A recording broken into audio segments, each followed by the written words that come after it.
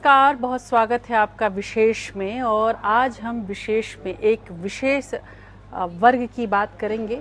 वो वर्ग जो सर्वहारा समुदाय से आता है, एक तरह से कहा जाए तो वो वर्ग जो जिसे हम सर्वहारा कहते हैं, यानी कि देश का जो सबसे बड़ा हिस्सा मैं आपसे पूछूं कि क्या है, तो आप और हम सभी इस बात को जानते हैं कि देश का सबसे बड़ा हिस्सा दलित समाज का है। भारत के वैदिक काल में श्रम विभाजन के लिए बनी वर्णाश्रम व्यवस्था धीरे धीरे जन पर आधारित होती गई और उसके बाद समाज का एक बड़ा तबका दास हो गया। सुविधा साधन संपन्न वर्ग द्विज वर्ण का हो गया और जो सेवा कर रहा था वो दास हो गया। एक सामाजिक आदर्शवाद से शुरू की गई व्यवस्था उत्तर वैदिक काल से ही शोषण और दमन का साधन बन गई। समाज का बहुत बड़ा वर्ग अछूत माने जाने लगा। सदियों से उनकी प्रताड़ना के लिए हमेशा नए नए कारण और नए नए तरीके तलाशे गए, लेकिन दलित अपने अधिकारों के लिए एक दिन उठ खड़ा हुआ। बहुसंख्यक हिंदुत्व की राजनीति करने वाले दल उसके तन के खड़े होने से सशंक हो गए और ऐसी आशंकाएं उठने लगी कि कहीं ये दल जो बहुसंख्यकवाद का एक जिसको कहा जाए फॉरवर्ड समाज था, उसके खिलाफ एक ऐसा आंदोलन न बन जाए जो कि आगे आने वाले समय में नई तारीखें लिखेगा। ऐसा हुआ भी। समाज के बहुसंख्यक बहुजन तबके का मालिक वही है। इसी दलित चेतना और राजनीति पर हमारा आज का विशेष है बहुजन की सियासत।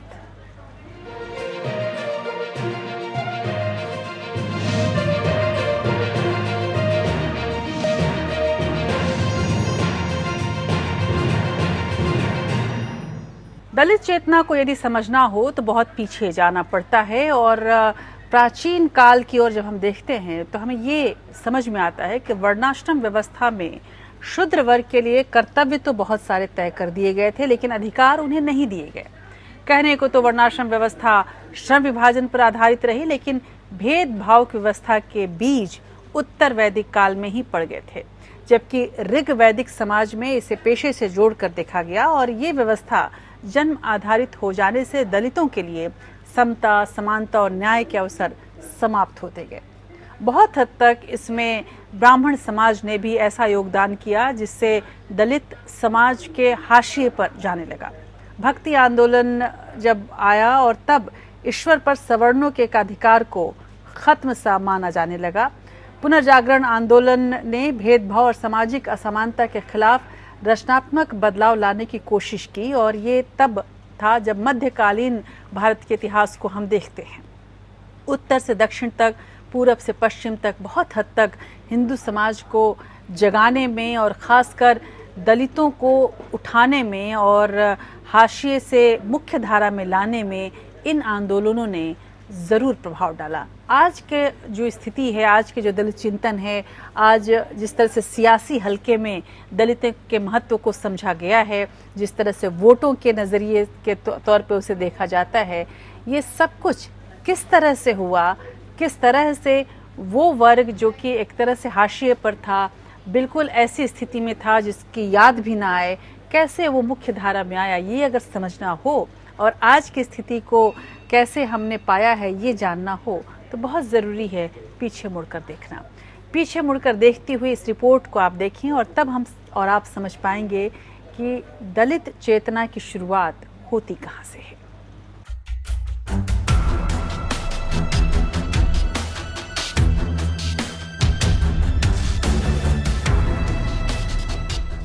कुश्ती कोई भी लड़े, ढोल बजाता है सिंगरूही, जिसके सगे हाथ भर देते हैं जोश पूरे दंगल में, उछलने लगती है मिट्टी पूरे अखाड़े की, ताक मिला। ये सिमरू ही है जिसकी थाप पर देश में लोकतंत्र का जश्न मनाया जाता है। जिसके दिल से पूछो कि इसके लिए लोकतंत्र के मानी क्या है। अगर पेट भर रोटी नसीब नहीं भी हुई तो क्या बख्शीश में उनसे कभी इज्जत ही मिली।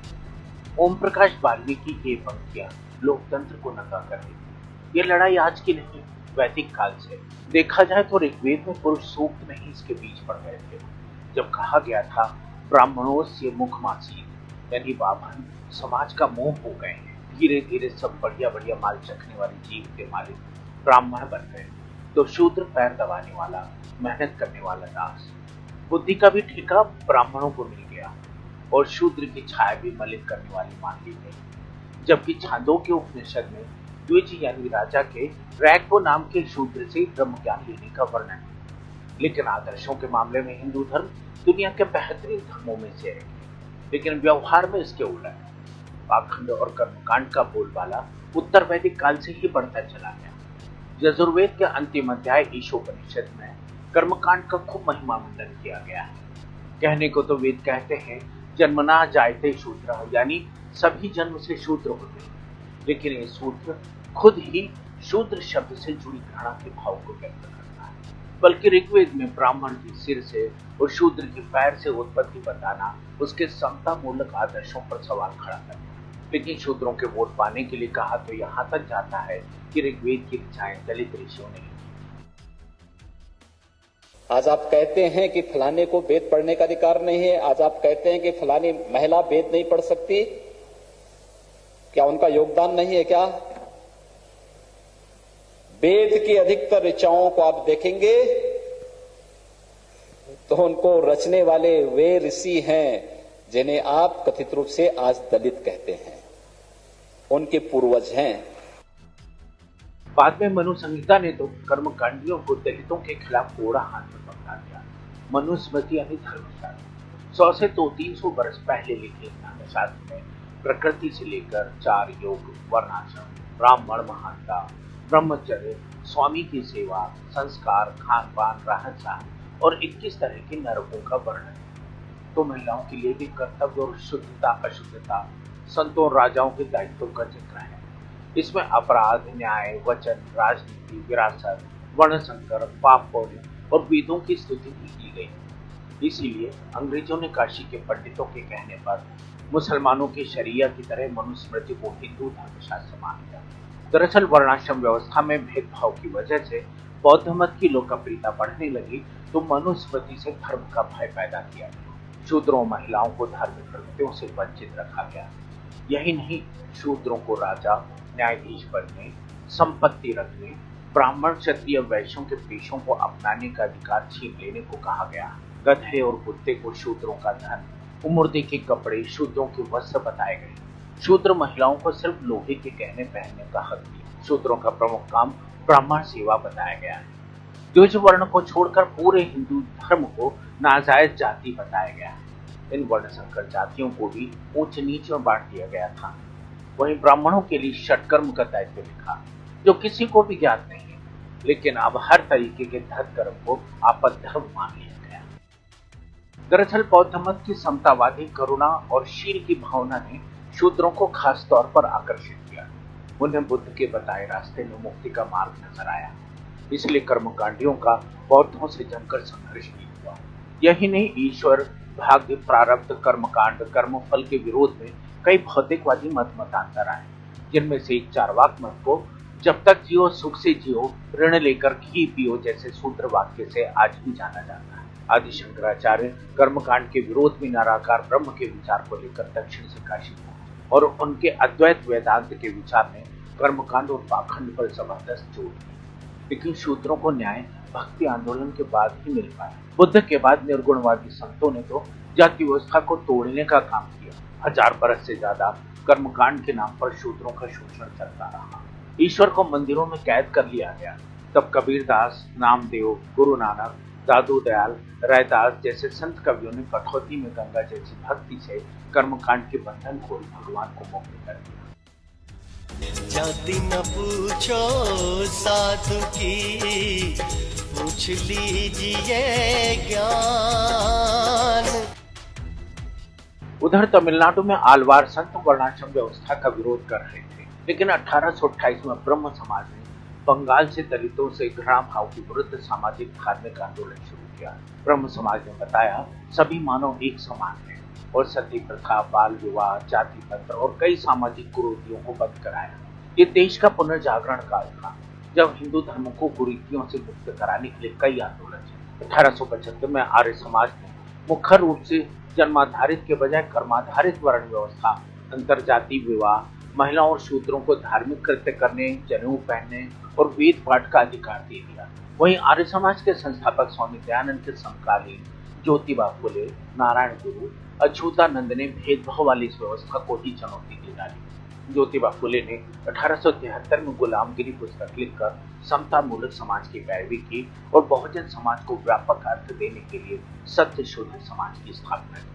उधर तमिलनाडु में 18वीं सदी के मध्य से ही ब्राह्मण वर्चस्व के खिलाफ सलेम के 32 पंचलारों ने आवाज उठाई और सत्ता के पदों पर एकाधिकार का विरोध किया था। केरल में तो नायर स्त्रियों को नंबूदरी ब्राह्मणों के सामने छाती खोलकर रखना पड़ता था। 1861 में नायरों ने जबरदस्त आंदोलन छेड़ा और 1916 में गठित जस्टिस पार्टी के आंदोलन की वजह से 1916 में पहली बार गैर ब्राह्मणों को आरक्षण दिए जाने की कोशिश हुई। तो उधर पूर्वी भारत में जाति निर्धारणी सभा की नींव रखी गई।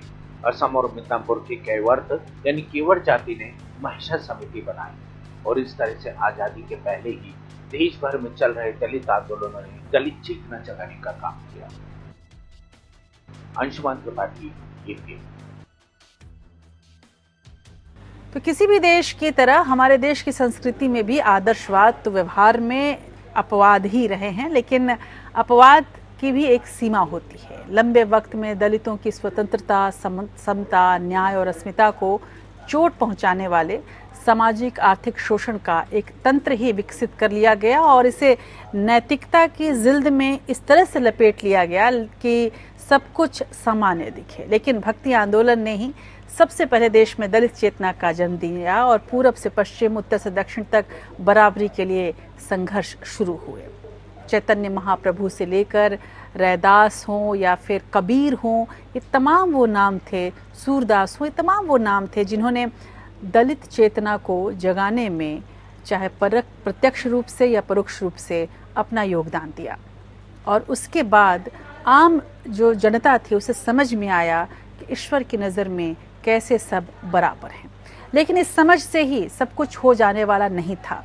इसके बाद भी समाज में भेदभाव रहे और ये भेदभाव मिटाने में हमारे स्वाधीनता संग्राम के दौर में जब सभी गोरों से आज़ादी के लिए तड़प रहे थे, तब दलित दोहरी गुलामी से मुक्ति के लिए छटपटा रहा था।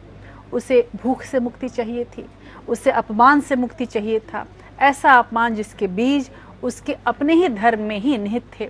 आज़ादी की लड़ाई तो सिर्फ राजनीतिक थी, उसका मुक्ति आंदोलन तो सदियों से चल रहा था। महात्मा गांधी ने इस दलित चेतना को समझा और हिंदुओं को सोच में बदलाव की कोशिश की जाए, ऐसी कोशिशें की।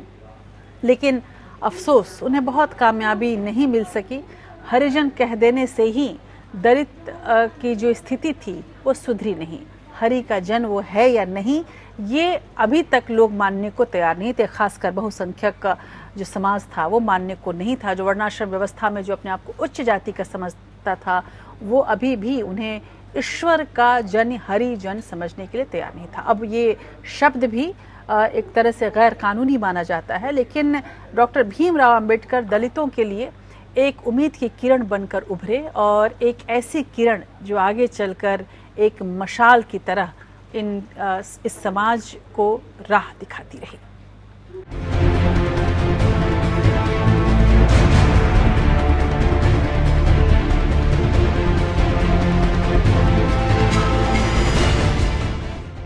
सुनो ब्राह्मण, हमारे पसीने से भूख आती है तुम्हें, फिर ऐसा करो एक दिन अपनी जनानी को हमारी जनानी के साथ मैला कमाने भेजो। मेरे साथ आओ, चमड़ा पकाएंगे दोनों मिल बैठकर। मलखान का यह दर्द आज भी पूरे दलित समाज का दर्द है। गुरिंदर आजाद कहता है कि दलित का बेटा हूं साहब, तो शब्दों की राफी जरा तेज है, लेकिन अगर छूटेगी नहीं गुरिंदर की बात तो भला उसके दर्द से कैसे वाबस्ता हो पाओगे। यह दर्द भीमराव अंबेडकर को 1923 में विलायत से डॉक्टरेट और बार एट लॉ जैसे उपाधियों के साथ भारत लौटने पर मिलता रहा। 1926 में नागपुर में अखिल भारतीय दलित वर्ग नेता सम्मेलन में all India depressed classes association का गठन हुआ। अंबेडकर इसके उपाध्यक्ष हुए। वर्गहीन जातिहीन समाज के लिए उन्होंने 1924 में भूख नायक और बहिष्कृत भारत जैसी प्रतिज्ञाएं की। तो अगले ही साल अंबेडकर ने बहिष्कृत कार्यकारी सभा की स्थापना की। 25 दिसंबर 1927 में महाड़ के चावदार तालाब से पानी पीने के लिए सत्याग्रह किया और उसी दिन शाम मनुस्मृति का दहन किया। इसी साल ब्रिटिश सरकार ने भारत की संवैधानिक समस्या को सुलझाने के लिए साइमन कमीशन नियुक्त किया। यह कमीशन दलित वर्गों के लिए भी संवैधानिक संरक्षण की सिफारिश करने वाला था, लेकिन कांग्रेस ने साइमन कमीशन का विरोध किया। लेकिन डॉक्टर आम्बेडकर ने दलितों को हिंदुओं से अलग विशिष्ट अल्पसंख्यक वर्ग बनाने की मांग रखी। उन्हें गोलमेज कॉन्फ्रेंस में आमंत्रित किया गया। दूसरी गोलमेज कॉन्फ्रेंस में महात्मा गांधी से अलग निर्वाचन मंडल की मांग को लेकर टकराव हुआ। ब्रिटिश सरकार ने कम्युनल अवार्ड के जरिए अछूतों के लिए अलग निर्वाचन के अधिकार की मांग मान ली। इसके विरोध में महात्मा यरौदा जेल में ही अनशन पर बैठ गए। रूढ़िवादी हिंदुओं, कांग्रेस और बापू के दबाव में डॉक्टर अम्बेडकर ने महात्मा गांधी की मांग मान ली और पूना पैक्ट हुआ। दरअसल कांग्रेस और हिंदू नेता दलित नेतृत्व को प्रतिक्रियावादी बताते रहे। उन्होंने मुसलमानों के राजनीतिक अधिकारों की बात मान ली, लेकिन दलितों को हिंदू मानकर उनके राजनीतिक अधिकारों को स्वीकार करने को तैयार हुए। डॉक्टर अम्बेडकर का मानना था कि आजादी हिंदू और मुसलमानों के हितों की रक्षा तो करेगी, लेकिन अछूतों के हितों को नजरअंदाज कर दिया जाएगा, क्योंकि इस सामाजिक भेदभाव के बीच हिंदू धर्म नहीं है। बदले में कांग्रेस ने अस्पृश्यता निवारण को अपने रचनात्मक कार्यक्रमों में शामिल कर दिया, लेकिन ये एक झूठने जैसा था। पूना पैक्ट दलितों की आजादी की लड़ाई थी, जिसमें दलित नेतृत्व सवर्णों की भावनात्मक ब्लैकमेलिंग का शिकार हुआ। लेकिन महात्मा ने अछूतों पर सदियों से चल रहे अत्याचार और दमन चक्र से निकालने की तड़प को पहचान लिया था। उन्होंने अछूतों को हरिजन नाम दिया, अपना शौचालय खुद साफ किया, पत्नी कस्तूरबा को भी इसके लिए प्रेरित किया। दिल्ली की भंगी बस्तियों में जाकर कर रहे इस हरिजन राजनीति ने दलितों की सामाजिक स्वतंत्रता के लिए अम्बेडकर की लड़ाई को कमजोर कर दिया। महात्मा इसे आत्मशुद्धि और हृदय परिवर्तन कहते रह गए, लेकिन सवर्ण हिंदुओं के दिल नहीं पिघले। अलबत्ता दलितों ने इस चिरंतन दास्ता की जंजीरों के साथ जीना स्वीकार कर लिया, लेकिन राजनीतिक तौर पर एक बड़ा नुकसान देखने को मिला। कांग्रेस ने अम्बेडकर विरोधी और गांधी समर्थक दलित नेतृत्व को उभारने की कोशिश की। डॉक्टर अम्बेडकर के मुकाबले जगजीवन राम को खड़ा किया गया। हालांकि जगजीवन राम दलितों के लिए कुछ खास नहीं कर पाए, लेकिन हरिजनों के बीच कांग्रेस का वोट बैंक जरूर तैयार कर दिया। वहीं डॉक्टर अम्बेडकर को संविधान सभा की सदस्यता की पेशकश कर संविधान प्रारूप समिति का अध्यक्ष चुन लिया गया और इस तरह से कांग्रेस ने दलित प्रतिरोध को विराम देने की कोशिश की। हालांकि अम्बेडकर रुके नहीं। उन्होंने संविधान में दलितों और निचली जातियों के अधिकारों के लिए विशेष प्रावधान किए। उन्होंने संविधान में छुआछूत के खिलाफ कानूनी आधार तैयार किया और आगे आने वाली सरकारों के लिए नीति निर्देशक तत्व तैयार किए। लेकिन हिंदू संहिता विधेयक को लेकर हिंदू नेता उनके विरोधी हो गए। डॉक्टर अम्बेडकर ने 1951 में नेहरू मंत्रिमंडल से त्याग पत्र दे दिया। 1951 में उन्होंने बम्बई असेंबली के चुनाव में सोशलिस्ट पार्टी से शेड्यूल्ड कास्ट फेडरेशन का गठबंधन किया। उन्होंने कम्युनिस्ट पार्टी के साथ भी बातचीत की थी, पर वहां उनकी बात नहीं बनी। 1953 में फेडरेशन ने हैदराबाद में दलितों को जमीन दिलाने के लिए बहुत बड़ी लड़ाई लड़ी, जिसमें उन्हें सफलता मिली। लेकिन चुनावों में फेडरेशन को सफलता नहीं मिल सकी। कारण सुरक्षित निर्वाचन क्षेत्रों का चक्रव्यूह था, जिसे सिर्फ दलित वोटों से नहीं तोड़ा जा सकता था। कम्युनिस्टों और सोशलिस्टों का जनाधार भी आमतौर से हिंदुओं में ही था और व्यवहारिक सच्चाई यह है कि उनकी कथनी और करनी में अंतर होता था। यही वजह थी कि 1955 में डॉक्टर अम्बेडकर ने दलितों के लिए सुरक्षित सीट समाप्त करने की बात उठाई। उन्होंने एक नई राजनीतिक party Republic party of India का गठन किया। इसका दायरा बढ़ाया गया। इसमें समता स्वतंत्रता के लक्ष्य के लिए दलितों के अतिरिक्त अन्य वर्गों और समुदायों को भी जोड़ने का लक्ष्य रखा गया। वहीं डॉक्टर राम मनोहर लोहिया से भी 1956 में गहन राजनीतिक संवाद हुआ। सोशलिस्ट पार्टी में शेड्यूल्ड कास्ट फेडरेशन के विलय के साथ डॉक्टर अम्बेडकर से राष्ट्रीय नेतृत्व में शामिल होने का प्रस्ताव रखा गया। इसी साल उन्होंने बौद्ध धर्म ग्रहण कर लिया और इसी साल 6 दिसंबर को परिनिर्वाण को प्राप्त हुए। इस तरीके से दलित अधिकारों के लिए संघर्ष का एक युग समाप्त हो गया है, लेकिन इसमें कोई संदेह नहीं है कि डॉक्टर अंबेडकर दलित इतिहास के पात्र ही नहीं बल्कि वो इतिहास को गढ़ भी रहे थे। अंशुमान त्रिपाठी, APN। उधर ज्योतिबा फुले के बाद डॉक्टर अंबेडकर ने दलित चेतना को दिशा देने और संगठित करने के लिए अभूतपूर्व योगदान दिया। यह अलग बात है कि कांग्रेस ने उन्हें सिर्फ संविधान निर्माता के रूप में इतिहास के पन्नों में दफन करने की कोशिश की और हिंदू समाज में बदलाव की उनकी कोशिशों का लगातार विरोध किया गया। यहाँ तक कि डॉक्टर अंबेडकर का कम्युनिस्टों ने भी साथ नहीं दिया। कम्युनिस्ट वर्ग और जाति में फर्क तलाशते रह गए। हम सभी जानते हैं कि अगर राजनीतिक रूप से देखा जाए तो कम्युनिस्टों को बहुत हद तक ये माना जाता था कि वो जाति और वर्ग भेद से ऊपर हैं, लेकिन यहाँ पर डॉक्टर अंबेडकर अकेले पड़ते दिखे और इसीलिए जिस दलित चेतना की चिंगारी को भड़कने में और इसके फलने फूलने में वक्त न लगता, उसमें वर्षों लग गए। डॉक्टर अंबेडकर की लगाई लौ फिर से बुझी नहीं। उनके परिनिर्वाण के बाद उनकी गठित रिपब्लिक पार्टी ऑफ इंडिया ने उनके मिशन को काफ़ी वक्त तक आगे बढ़ाया। हालांकि कांग्रेस ने लंबे समय तक दलित सहानुभूति को राजनीतिक रूप से भुनाने की कोशिश की, लेकिन उसे दिया कुछ नहीं। ये समाज अभी तक समाज के उसी हाशिए पर था जहां से उसने सफ़र शुरू किया था। राजनीतिक रूप से दलित नेतृत्व को जेपी आंदोलन से जन्मी जनता पार्टी ने भी एक बार धोखा ही दिया और बाबू जगजीवन राम देश के पहले दलित प्रधानमंत्री नहीं बन पाए। तब दलित चेतना ने अपनी अभिव्यक्ति के लिए दूसरे रास्ते तलाशने शुरू कर दिए। दक्षिण को छोड़ पूरे भारत में सामाजिक बदलाव के लिए ज़बरदस्त आंदोलन शुरू हुए। इन आंदोलनों की अपनी अपनी कहानी है, अपने अपने पड़ाव हैं। इन्हीं कहानियों को, इन्हीं पड़ावों को देखती हुई ये रिपोर्ट।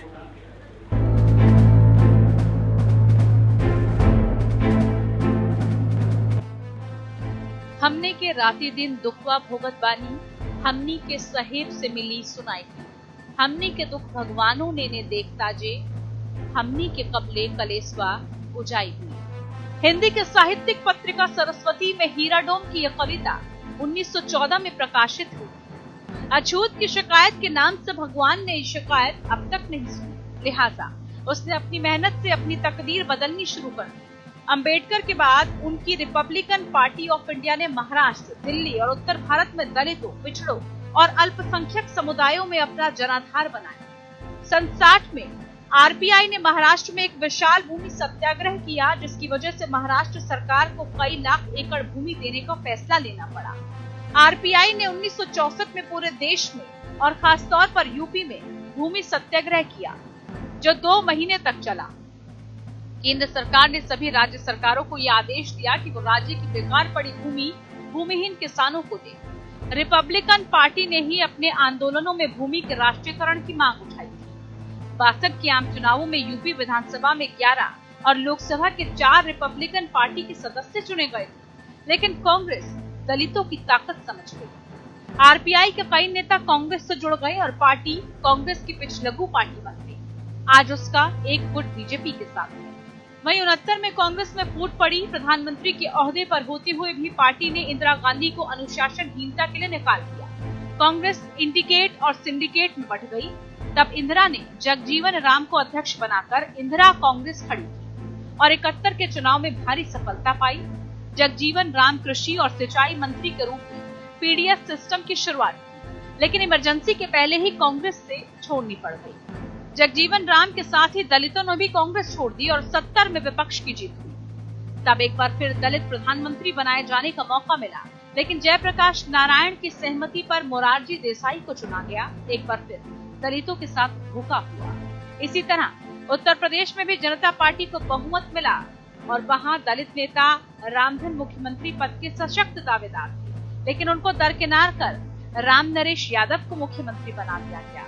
लेकिन मशाल नए हाथों में आती गई। दूसरी तरफ दलित चेतना को वामपंथी आंदोलनों के जरिए अपने हकों की लड़ाई का मौका मिला। नक्सल आंदोलनों के पीछे आदिवासियों और दलितों की ही ताकत थी, जो दमन और अत्याचार झेलने के बाद गरम खून की वजह से रेडिकल रास्ते अख्तियार करने को मजबूर थे। इसी कोशिश में मुंबई में दलित युवाओं ने दलित पैंथर्स आंदोलन की शुरुआत की। 1972 से 75 तक इस संगठन ने घर घर जाकर आंदोलन गठित किया।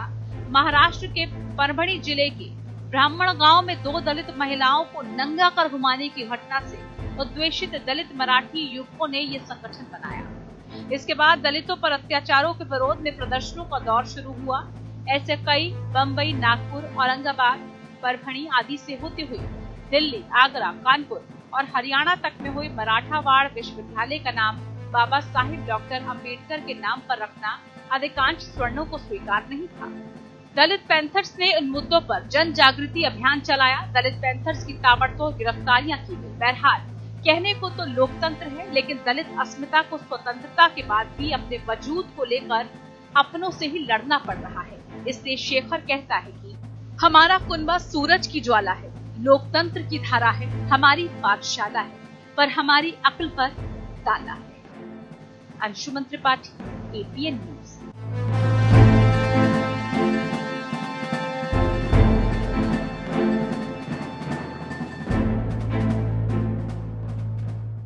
तो दलितों को राजनीतिक ताकत से उभरने से बार बार रोकने की कोशिश की गई, क्योंकि जो बहुसंख्यकवादी समाज था वो ये समझ रहा था कि राजनीतिक ताकत के रूप में जैसे जैसे उभरते जाएंगे वैसे वैसे इन्हें दबाना मुश्किल होता जाएगा। लेकिन आरक्षण के जरिए एक दलित मध्यम वर्ग सशक्त रूप से जरूर उभरने लगा। मंडल ने बहुत लोगों को बांटा, कमंडल ने बहुत लोगों को बांटा, लेकिन मंडल ने, इसमें कोई शक नहीं कि दलित जो समाज था, खासकर उसका जो क्रीमी लेयर था, उसको और सशक्त करने में सफल रहा। वो अपने अधिकारों के प्रति सजग था, इसीलिए रेडिकल बदलाव के लिए भी तैयार हो चुका था। अब वो प्रतिरोध करना सीख चुका था। इसकी अभिव्यक्ति कभी दलित पैंथर्स के जरिए हुई तो कभी नक्सल आंदोलन के जरिए, लेकिन कमोबेश दलित हमेशा से लोकतंत्र समर्थक रहा, क्योंकि खुद बाबा साहब ने आज़ादी मिलने के बाद अलगाव की भावना छोड़कर उसे सबके साथ मिलकर बदलाव के लिए काम करने की सीख दी हुई थी, और इस सीख से दलित चेतना कभी भी विरक्त नहीं हुई और बार बार वो मुख्य धारा में आने की कोशिश करती रही। लेकिन कुल मिलाकर देखा जाए तो भक्ति आंदोलन ने उत्तर भारत में दलितों से भेदभाव समाप्त करने, जातिवाद को तोड़कर ईश्वर की भक्ति का अधिकार दिलाने की कोशिशें तो जरूर की, लेकिन दक्षिण भारत में तो दलितों के अधिकार के अलवार संतों के बाद EV रामास्वामी यानी पेरियार ने सामाजिक और राजनीतिक दोनों स्तर पर भेदभाव असमानता के लिए असरदार आंदोलन चलाए। यदि दलित चेतना को समझना हो तो दरअसल उत्तर भारत और दक्षिण भारत दोनों ही जगहों पर जिस तरह के आंदोलन हुए, जिस तरह से सामाजिक, धार्मिक, आध्यात्मिक आंदोलन हुए, राजनीतिक आंदोलन हुए, उन सभी की कहानी, उन सभी का रंग और रूप अलग अलग है, इसलिए इसे अलग अलग ही समझना पड़ता है। तो मैं बात कर रही थी दक्षिण भारत में उस आंदोलन की जिसको पेरियार ने चलाया, और पेरियार के इस आंदोलन के तहत ही उन्होंने जस्टिस पार्टी बनाई, जो बाद में द्रविड़ार कड़गम कहलाई। इनके आंदोलन से निकले CN अन्नादुरई DMK पर काबिज हो गए। बाद में M करुणानिधि और MGR जैसे लोकप्रिय नेता इसी पार्टी ने दक्षिण को दिए हैं। दक्षिण भारत में दलित चेतना एक राजनीतिक ताकत के रूप में उभरी, और एक ऐसी ताकत के रूप में जिसकी पूरी पकड़ वहाँ की सत्ता पर भी रही। हालांकि अभी भी जो स्थिति है, जो आप तमाम आपने फिल्मों में देखी होगी, जो चेतना है वहाँ पर, वो चेतना अभी भी एक तरह से जो बहुसंख्यकवादी ब्राह्मणवादी चेतना है उसके नीचे एक लड़ाई लड़ती हुई दिखती है। लेकिन इसमें कोई शक नहीं कि इसकी उपेक्षा करना अब वहाँ के राजनीतिक और सामाजिक संदर्भ में लगभग असंभव हो चुका था।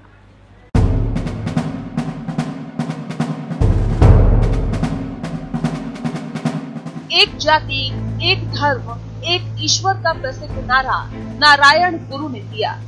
नारायण गुरु केरल के समाज सुधारक संत थे, जिन्होंने मंदिरों में अवर्णों के प्रवेश को लेकर जबरदस्त आंदोलन चलाया। नारायण गुरु ने दक्षिण भारत में फैले जाति भेद, छुआछूत, रूढ़िवादी परंपरा, सामंतवाद और अन्याय का घोर विरोध किया। उन्होंने सदियों से गुलाम बनाए गए लोगों में नवचेतना पैदा की। उधर तमिलनाडु के EV रामास्वामी नायकों यानी पेरियार को एशिया का सुकरात कहा जाता था। एक प्रखर विचारक, सामाजिक कार्यकर्ता और राजनीतिज्ञ पेरियार। उन्होंने जाति और धर्म के खिलाफ सबसे लंबी लड़ाई लड़ी। पेरियार को राजा राम मोहन राय, दयानंद सरस्वती और विनोबा भावे सरीखे समाज सुधारकों की प्रांत में रखा जाता है। वे महात्मा गांधी से प्रभावित रहे। केरल में एक मशहूर मंदिर के सामने सड़क पर दलितों के चलने पर रोक के खिलाफ उन्होंने 1924 में वाईकॉम सत्याग्रह शुरू किया। इस आंदोलन को नारायण गुरु ने भी अपने नेतृत्व से ऊर्जा दी। इसके बाद पेरियार ने दलित हरिजनों और महिलाओं के लिए सेल्फ रिस्पेक्ट आंदोलन यानी आत्मसम्मान आंदोलन भी चलाया। माना जाता है कि इन आंदोलनों के चलते तमिल और दक्षिण भारत की एक बड़ी आबादी समाज सुधारक की तरफ प्रेरित हुई थी। बाद में दलितों को अधिक भागीदारी देने की मांग लेकर कांग्रेस ने इस्तीफा दे दिया और 1938 में जस्टिस पार्टी बनाई, जिसे बाद में द्रविड़ कड़गम का नाम दिया गया। पेरियार का सपना 1968 में पूरा हुआ जब डीएमके ने पहली बार राज्य में सरकार बनाई और कांग्रेस तमिलनाडु से बाहर हो गई। पेरियार के आंदोलन से जुड़े सीएन अन्नादुराई ने अलग होकर डीएमके बनाए और इस पार्टी से एम करुणानिधि और एमजीआर जैसे लोकप्रिय नेता उभरे और तमिलनाडु को नेतृत्व दिया। अन्नादुराई के बाद तमिल फिल्मों के पटकथा लेखक करुणानिधि राज्य के मुख्यमंत्री बने और तमिल फिल्मों के पॉपुलर हीरो एमजीआर दूसरे नंबर के नेता बनकर उभरे। बाद में करुणानिधि से मतभेदों की वजह से एमजीआर के बाद एडीएमके में टूट हुई और जयललिता ने एआईएडीएमके बनाए। तमिलनाडु की राजनीति हमेशा से गैर ब्राह्मणवाद पर आधारित है, इसीलिए यहाँ राष्ट्रीय पार्टियां कभी भी अपने बहुत फ्रेंड्स नहीं बना पाई। इस तरह एक समाज बदलाव का आंदोलन तमिलनाडु की राजनीति का आज भी आधार बना हुआ है। डीएमके अब भी गैर ब्राह्मणवादी राजनीति के लिए नहीं जानी जाती है। डीएमके सरकार के तमिलनाडु के मंदिरों में गैर ब्राह्मण पुजारी की नियुक्ति को लेकर राजनीति जारी है।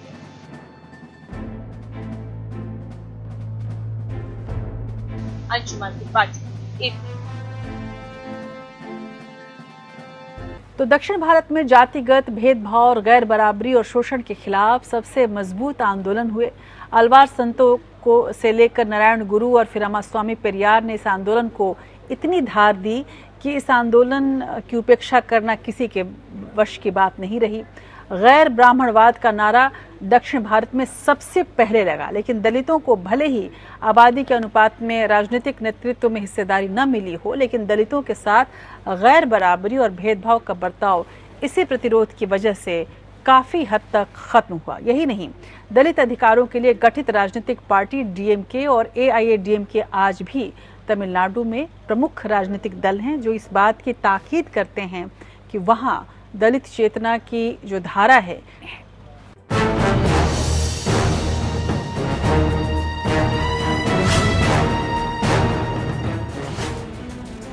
दलित राजनीति का स्वतंत्र अस्तित्व काशीराम के नेतृत्व में सामने आया। आज के दलित राजनीति काशीराम के चिंतन से ही प्रभावित है। 1980 में काशीराम ने वामसेफ यानी backward and minority scheduled caste employ federation बनाकर दलित आंदोलन की शुरुआत की और इसके लिए बकायदा कैडर भी तैयार किया। साथ ही हिंदी और अंग्रेजी में कई पब्लिकेशन शुरू की। देश भर में 2 लाख से ज्यादा मध्य वर्गीय दलित इंजीनियर, डॉक्टर, शिक्षित वर्ग और रिसर्च स्कॉलर वामसेफ से जोड़े गए। उन्होंने भारतीय समाज को ब्राह्मणवाद का प्रोडक्ट बताया। उन्होंने दलित वर्गों को बहुजन कहा और व्यवस्था को लाभान्वित होने वाले लोगों को मनुवादी नाम दिया। काशीराम ने भारतीय राजनीति को एक नई विचारधारा दी। इस नए विमर्श ने राजनीतिक क्षेत्र में दलितों को बहुजन और द्विज वर्ग को अल्पसंख्यक घोषित कर दिया। काशीराम ने शुरुआत रचनात्मक और सामाजिक आंदोलन की। 1981 में डीएस ने दलित समाज शोषित संघर्ष समिति बनाई। कन्याकुमारी से कारगिल और कोहिमा से पोरबंदर तक अखिल भारतीय साइकिल मार्च शुरू किया, जो 100 दिन के बाद दिल्ली में समाप्त हुआ और जिसमें 3 लाख लोगों ने भाग लिया।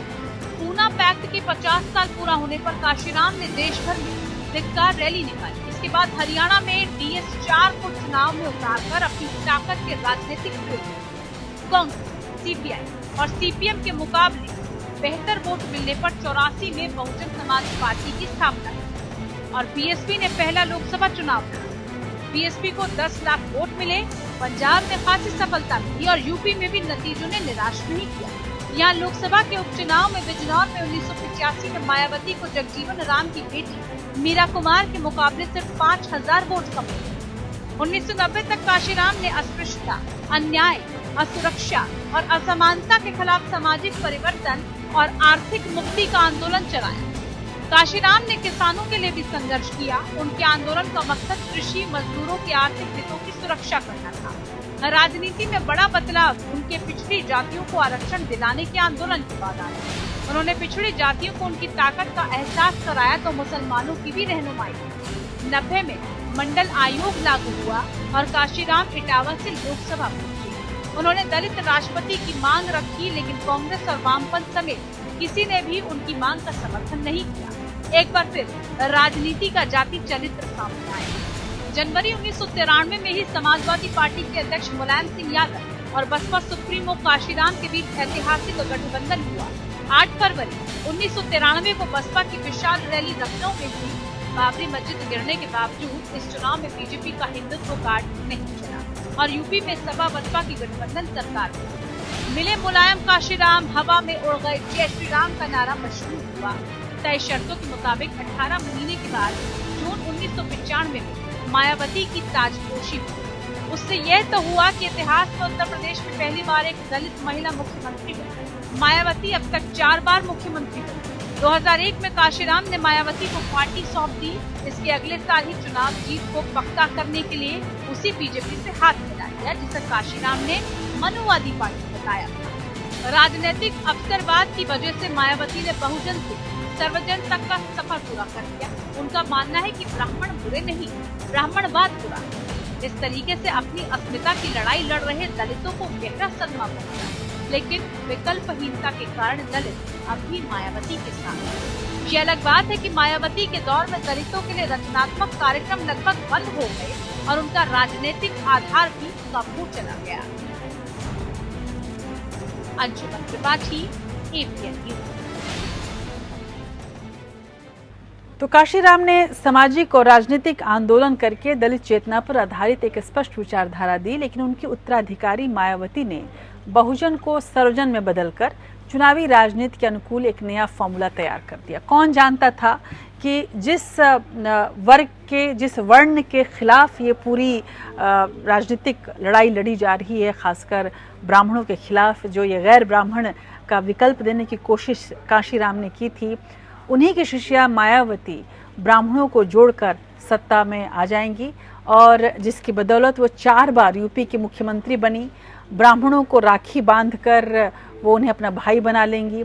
उनका वोट बैंक वैसे आज भी उनके साथ है, लेकिन वैचारिक बदलाव से उनके दलित आधार का विस्तार नहीं हो पाया।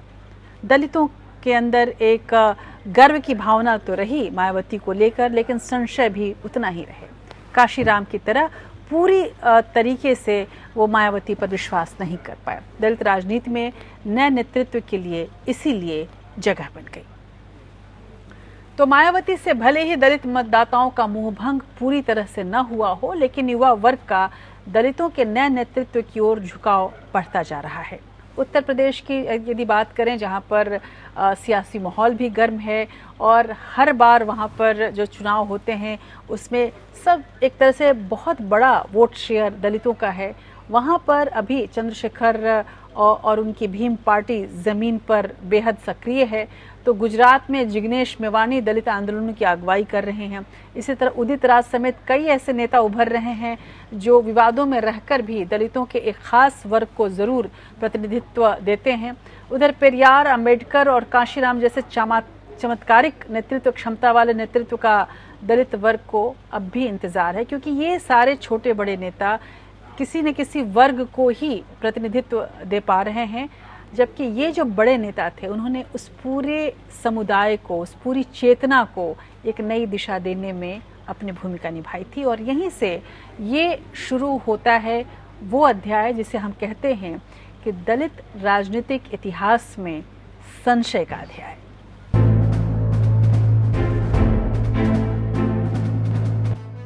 दलित नेतृत्व की बात की जाए तो रामविलास पासवान को हराया नहीं जा सकता।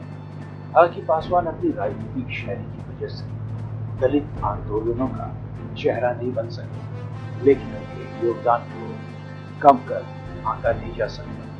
अपने राजनीतिक कौशल से 1995 के बाद लगातार सत्ता में रहे रामविलास पासवान को 5 स्टार दलित कहकर नजरअंदाज किया जाता रहा है। रामविलास पासवान सन 69 में चुनावी रैलियों का थीम सॉन्ग रहा ऊंची जाति की क्या पहचान, किट पिट बोले करे न काम, छोटी जाति की क्या पहचान, काम करे और सहे अपमान। पासवान ने इसी साल विधायक बनकर राजनीतिक जीवन शुरू किया। 1977 में तो पासवान ने हाजीपुर से 79% वोट हासिल कर अपना नाम गिनीज बुक में दर्ज करा दिया। उन्होंने कुल 11 चुनाव लड़े और 9 जीते। कभी सांप्रदायिकता के खिलाफ कांग्रेस से जुड़े, तो कभी देश हित में मोदी सरकार में मंत्री बनना भी स्वीकार किया, लेकिन उनको मनी कमीशन की रिपोर्ट लागू कराने में भूमिका के लिए याद किया जाता है। 1989 में वे बीपी सरकार में मंत्री रहे, लेकिन अगर युवा नेतृत्व की बात की जाए तो अपने को प्रधानमंत्री नरेंद्र मोदी का हनुमान कहने वाले चिराग पासवान अपने पिता की विरासत को बचाने की जद्दोजहद में जुटे हैं। कहा जाता है कि चाचा पारस के पार्टी को हड़प लेने की पूरी साजिश बीजेपी के आला नेताओं के इशारे पर हुई। फिलहाल लालू यादव उन्हें हालात से उबरने में मदद दे रहे हैं। पासवान के जाने के बाद बिहार से ही जीतन राम मांझी दलित नेतृत्व की नई उम्मीद बने, तो वहीं मुकेश सहनी भी अपना दायरा बिहार से लेकर उत्तर प्रदेश तक बढ़ाने में जुटे हुए हैं। लेकिन उत्तर प्रदेश में सहारनपुर के चंद्रशेखर आजाद ने दलित नेतृत्व में अपनी धमक का एहसास दिलाया। उन्होंने भीम आर्मी का गठन किया और सहारनपुर में 2017 में जाति संघर्ष के बाद उनका नाम सुर्खी में आया।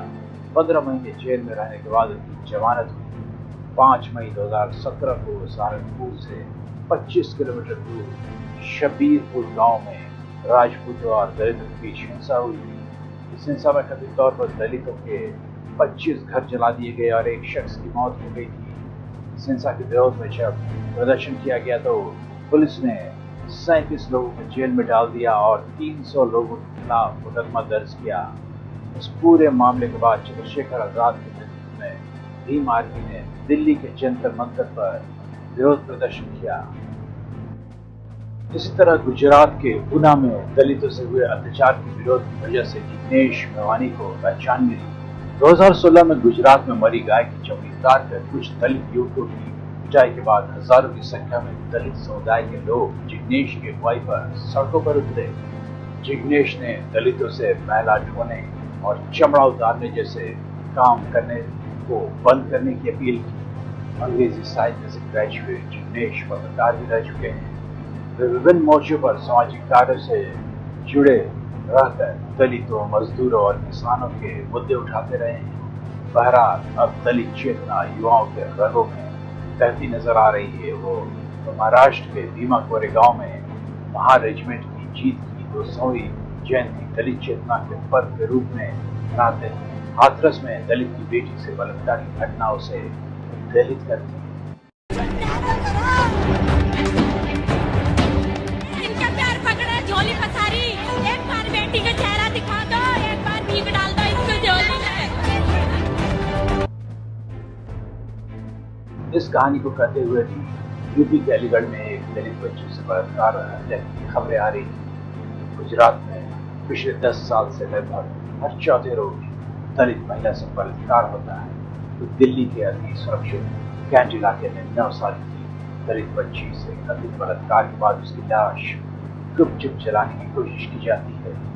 2-4 दिनों में हंगामे के बाद मीडिया चुप्पी साध लेती है। ऐसे में दलित युवा सोशल मीडिया के जरिए अपनी आवाज उठा रहे हैं और दलितों के हितों के लिए कई वेबसाइट दलित चेतना जगाने का काम कर रही है। अंशुल त्रिपाठी, AP। भारत में दलित आंदोलन धीरे धीरे मुखर होता रहा है, पहले भी और अब तो और भी ज़्यादा, क्योंकि ये ज़माना नया है, सोशल मीडिया का ज़माना है, अभिव्यक्ति की आज़ादी का ज़माना है, अतिशय आज़ादी का ज़माना है और इस वजह से दलित चेतना अब लोगों तक ही नहीं बल्कि समाज के उस वर्ग तक भी पहुंच रहा है जहां तक अभी जैसे सूरज की रोशनी भी नहीं पहुंची थी।